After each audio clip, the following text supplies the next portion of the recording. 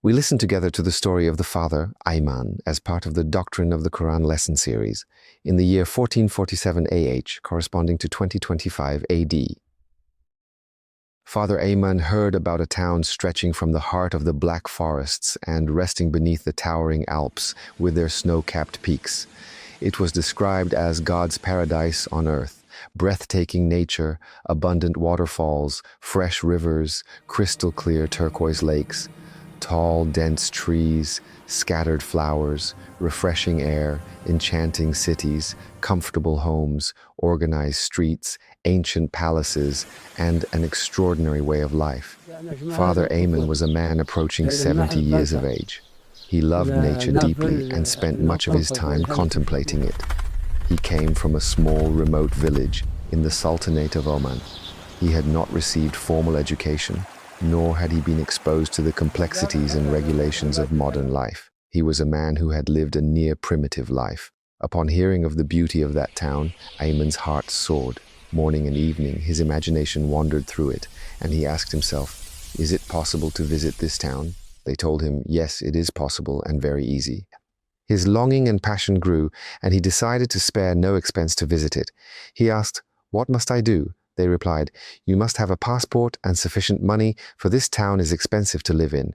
Unable to believe the news, as the saying goes, within days he obtained a passport and did not hesitate to arrange the money.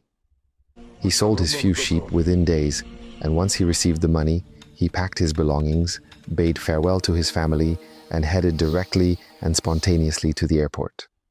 Joy leapt from his eyes, and everyone envied him for this achievement. He stood in the traveler's line, and when he reached the gate, he presented his passport. The airport employee looked at it and asked, "Where is the ticket?" Ayman replied, "What is a ticket?" The employee said, "A reservation and purchase of a seat on the plane." Ayman asked, "How much does it cost?" as he pulled money from his bag to buy it.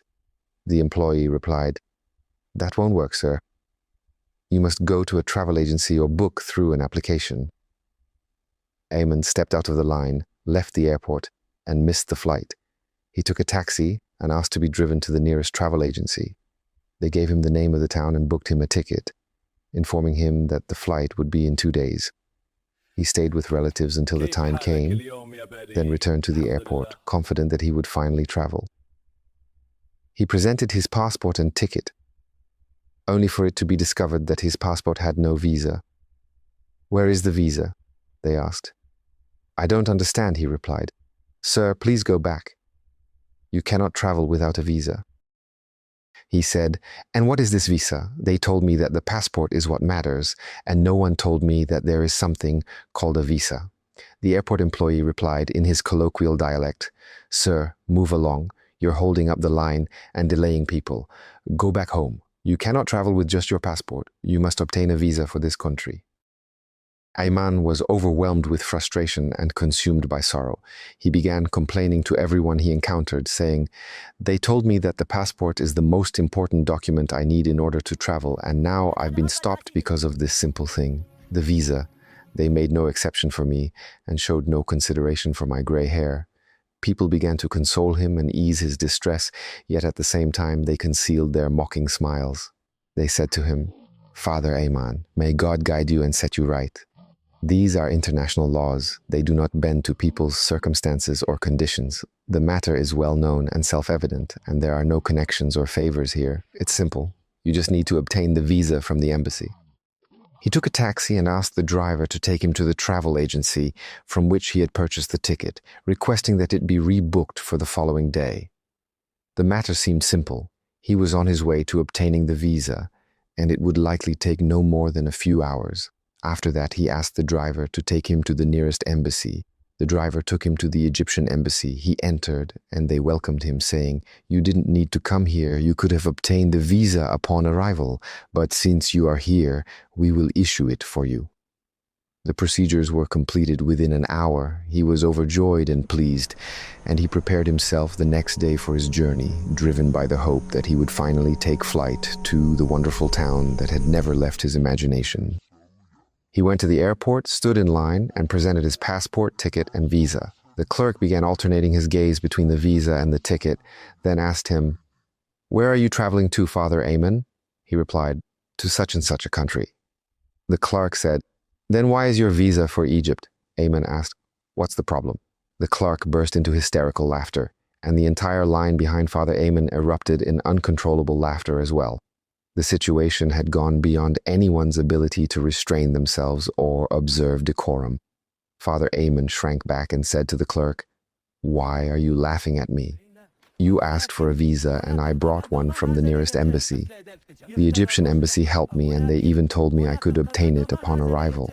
The clerk asked him, "Arrival where?" He replied, "To such and such a country." The clerk said, "You want to go to one country with another country's visa? May God guide you, Father Ayman. Don't you have anyone who understands these matters to help you? You must obtain the visa from one of the embassies of the Schengen countries, and so that you don't get lost, let them take you to the Dutch embassy."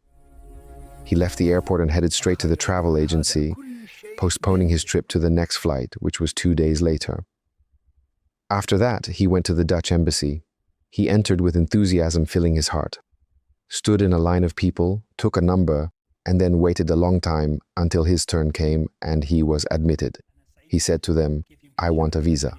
They asked for his name but did not find it registered in their system. They told him, "You have no application with us for a visa." He asked, what is this application? I don't understand it." And they said, "You must register all your information and fill out all the required forms." And he asked, "And how do I do that?" They replied, "Through the website online, and then you come according to the appointment we will set for you." He retraced his steps without any benefit and asked some acquaintances to help him with the matter. They did their part, then told him, "An appointment will be given, so you must wait." Ayman sat at his relative's place for an hour or two, not leaving his spot. When the delay seemed too long, he asked him, "Has the appointment not been set yet? I'm still waiting outside for them to call me according to the appointment."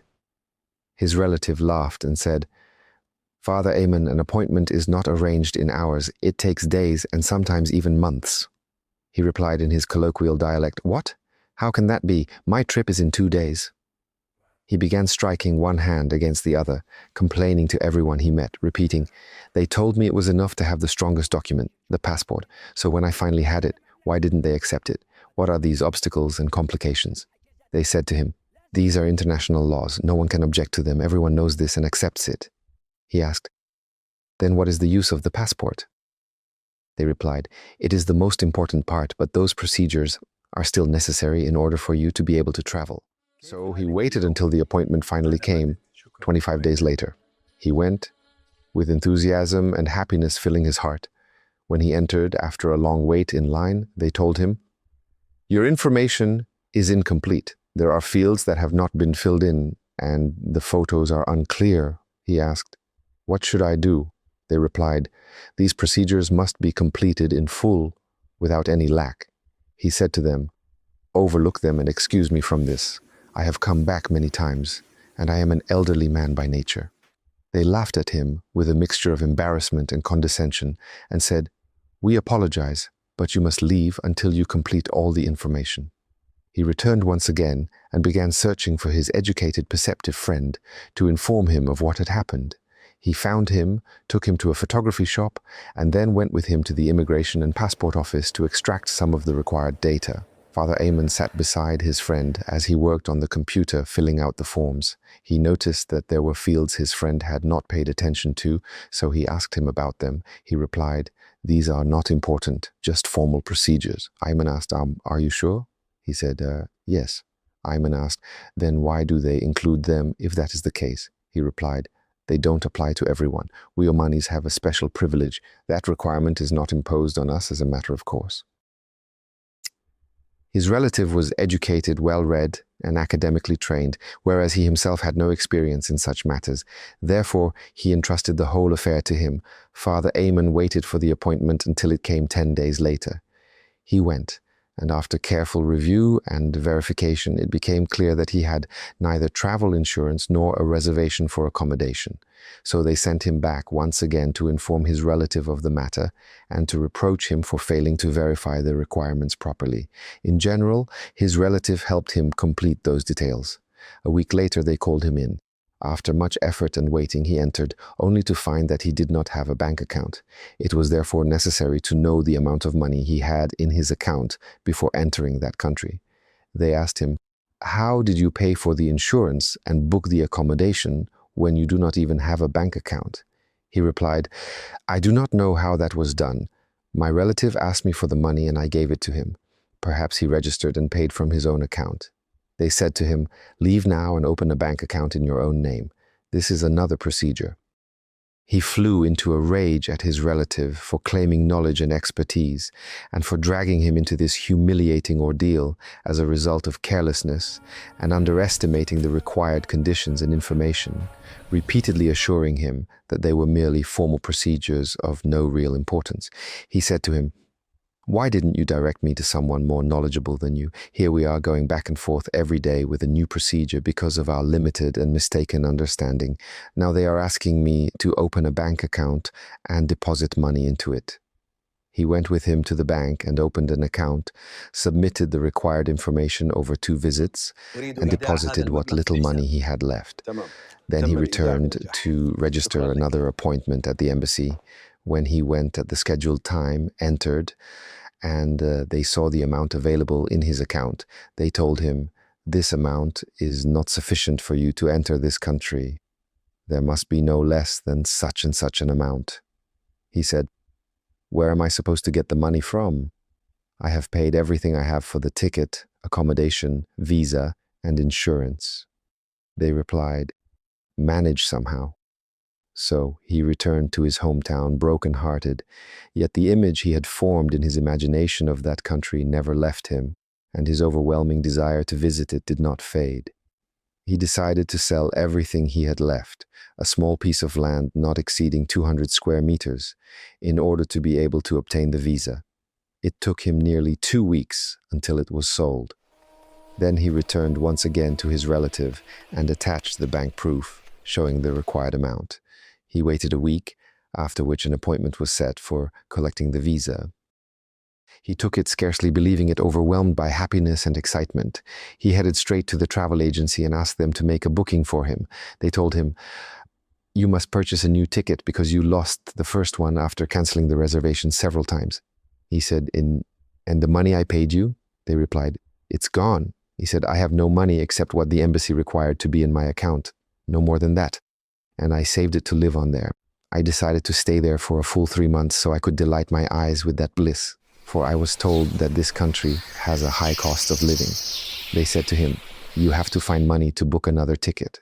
He returned to his hometown, utterly confused and distressed by the whirlpool he had lived through, without anyone clearly explaining things to him or guiding him to the correct course of action and the proper procedures without plunging him into these labyrinths.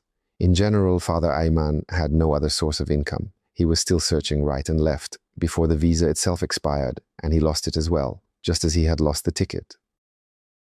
Here we say, if these are the laws of this world which people accept, submitting to them and complying obediently without argument or debate, then likewise the laws of God are far more stringent. They are serious matters with no room for jest. Whoever seeks paradise must therefore make proper preparation, complete his particulars, and fulfill the procedures for entering it today before tomorrow. He must not turn to those who sell him illusion and tell him, "The matter is easy and simple. There is no need to bear the hardship of effort. Repentance is not required. As long as you affirm God's oneness and have uttered the 2 testimonies of faith, there is no harm upon you and no fear. This will suffice you."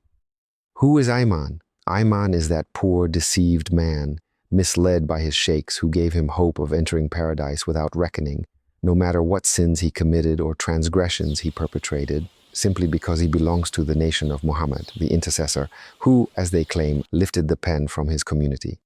Just as the children of Israel once hoped likewise, they all lived in the same illusion, entering paradise by the document of "there is no God but God," without acting upon what it entails, though action is its corresponding pillar, composed of 2 parts.